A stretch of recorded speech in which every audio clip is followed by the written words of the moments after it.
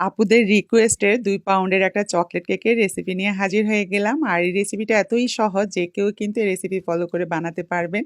এখানে আমি ১ম এ শুকনো উপকরণগুলো মেপে নিচ্ছি। এখানে 1/4 কাপ করে আমি ২ কাপ ময়দা নিয়ে নিয়েছি। আর দেখলেনই তো আমি ময়দাগুলো কিভাবে নিচ্ছি।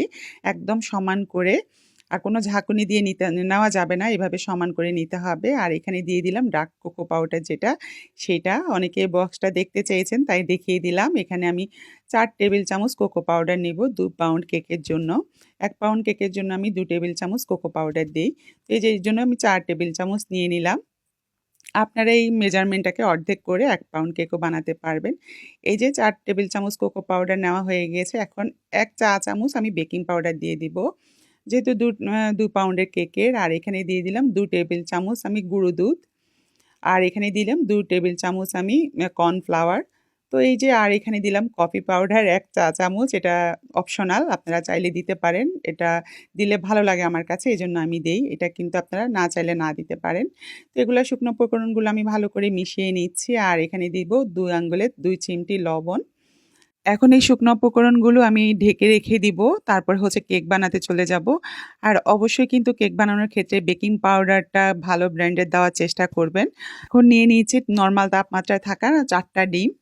ডিম যদি আপনাদের ফ্রিজে থাকে সেক্ষেত্রে কিন্তু পৌনে ১ ঘন্টা আগে আপনারা ফ্রিজ থেকে নামিয়ে নরমাল করে তারপরে সেটা দিয়ে কেক বানাবেন। ফ্রিজে থাকা ডিম দিয়ে কিন্তু কেক হবে না। তো এখানে আমি কুসুমগুলা কিন্তু হাত দিয়ে আলাদা করছি। এই হাত দিয়ে কেক বানানো নিয়ে অনেক বেশি কথাবার্তা হচ্ছে।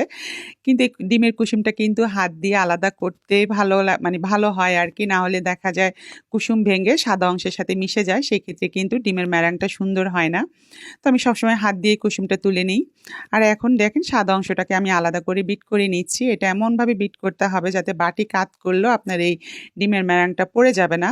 তো যাই হোক, এই যে দেখেন কতটা আমি মানে বিট করে নিয়েছি। এখন মিশিয়ে নিব চিনি। তো ময়দা যতটুকু নিয়েছি এখানে চিনিও ঠিক ততটুকুই নিব। 1/4 কাপে ২ কাপ চিনি দিয়ে আমি আবার ভালো করে এটাকে বিট করে নিব। একদম ক্রিমি হয়ে যাবে এটা।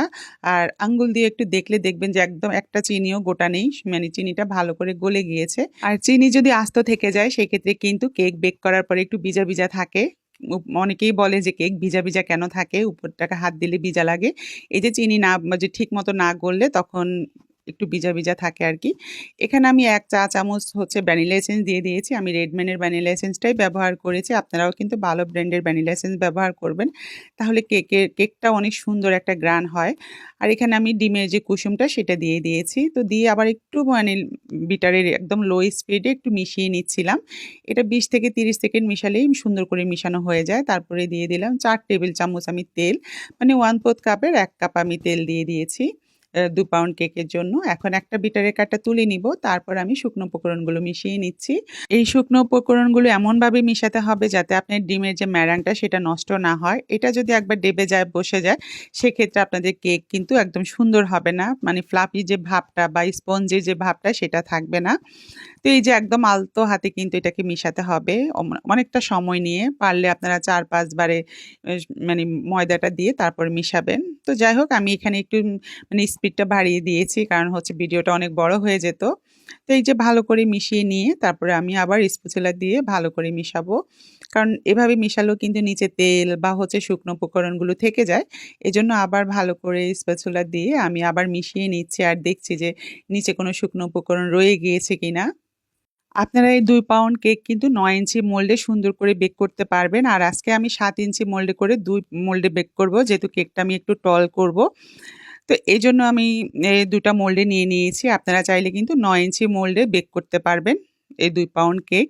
তো এই যে এখন আমি দুটো একসাথে আমি ওভেনে দিয়ে দিয়েছি। আর এখন ওভেন থেকে বের করার পরে ভিডিও করতে ভুলে গিয়েছি।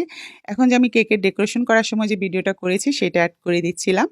আর এখানে আমি মোটা করে ৪ টা স্লাইস করেছি দুটো কেকের মধ্যেই। আর এটা দিয়ে একটা টল কেক হবে, ডেকোরেশন হবে। তো আপনাদের কাছে আমার রেসিপিটা কেমন লেগেছে? যদি ভালো লাগে আপনারা এই রেসিপি ফলো করে যদি আমার কেক তৈরি করেন, অবশ্যই আমার সাথে শেয়ার করবেন। আমার কাছে ভালো লাগবে। আর আপনাদের যদি কোনো কিছু জানার থাকে অবশ্যই আমাকে কমেন্টস করবেন। আমার জানা থাকলে অবশ্যই আমি আপনাদের সাথে শেয়ার করব ইনশাআল্লাহ।